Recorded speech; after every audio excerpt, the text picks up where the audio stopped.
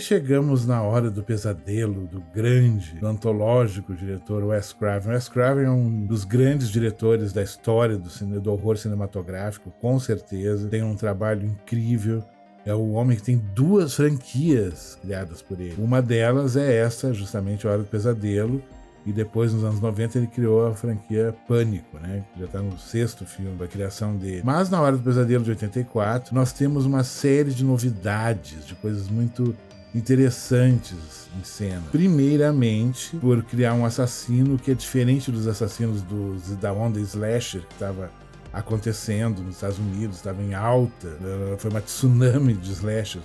Principalmente no ano de 81, que teve 30 slashers lançados oficialmente. Então, na Hora do Pesadelo, nós temos um assassino diferente de todos os outros, que é um assassino que ataca suas jovens vítimas em seus sonhos.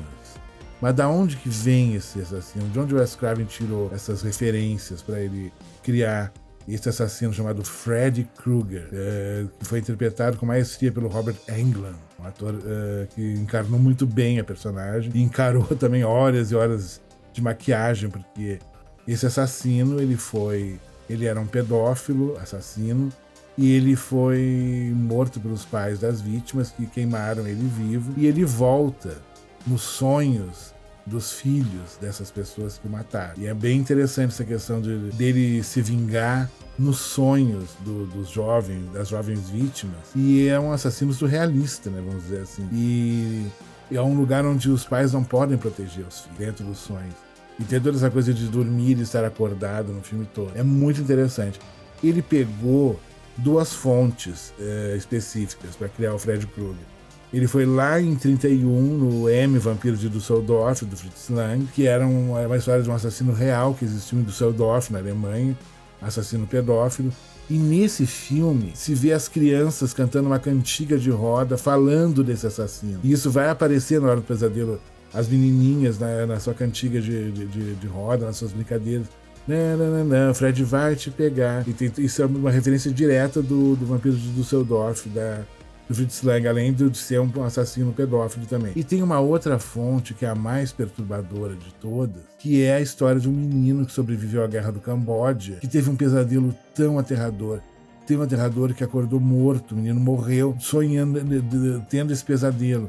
Isso foi notícia na época, repercutiu muito nos Estados Unidos, e o Wes Craven pegou essa história do garoto, adolescente que morreu tendo um pesadelo, e juntou com o Vampiro de Düsseldorf e acabou criando o nosso querido Freddy Krueger, um assassino de chapéu, que tem uma mão com umas luvas, que é uma luva que tem facas no lugar dos dedos, e é uma figura muito cínica, muito debochada. Nos outros filmes esse deboche, esse humor ácido do Freddy Krueger vai ficar cada vez mais acentuado, principalmente no 3º filme, que, aliás, para mim, o 1º e o 3º são os melhores de toda a franquia. Os outros eu acho totalmente dispensáveis. Mas existem fãs da série que acham toda a série incrível, que falam muito bem do 7, principalmente.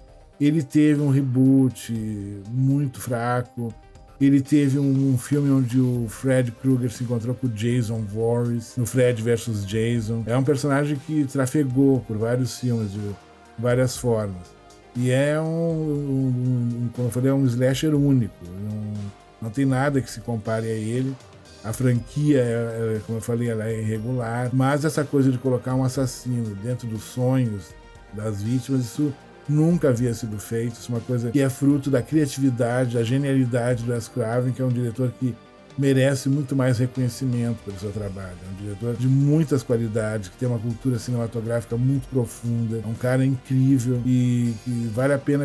Quem ainda não conhece toda a obra do Wes Craven, só conhece A Hora do Pesadelo e Pânico, eu procure os outros filmes que ele fez.